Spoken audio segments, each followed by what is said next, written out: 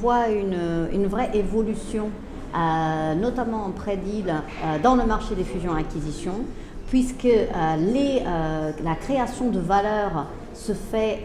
in fine sur des problématiques qui sont très opérationnelles, qui deviennent de ce fait des sujets évalués par les acheteurs, sur lesquels les vendeurs vont se poser des questions. Et c'est comme ça que l'on voit effectivement apparaître dans le pré-deal des éléments qui ont beaucoup plus trait à des questions de RH, à des questions de manufacturing, de supply chain et de technologie bien entendu. Moi, je pense que nos clients, à la fois les corporates et les fonds, ont vraiment tiré les leçons d'un certain nombre d'échecs d'intégration, que ce soit des sites de grande taille sur lesquels il y avait des problématiques d'intégration culturelle et industrielle, ou des sites de beaucoup plus petite taille, comme par exemple des startups,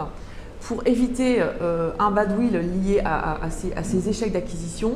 Ils se sont vraiment penchés sur les questions stratégiques et opérationnelles et business, et ils y ont apporté un certain nombre de réponses. À la fois des réponses dans la manière de structurer les cellules M&A de manière organisationnelle, en s'équipant d'un certain nombre de conseils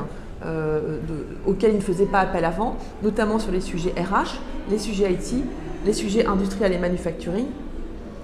les sujets plutôt stratégiques et business. Voilà. Et maintenant, grâce à la fois à une bonne anticipation de ces problématiques et à un bon staffing à la fois interne et externe, nos clients se prémunissent de plus en plus contre un échec.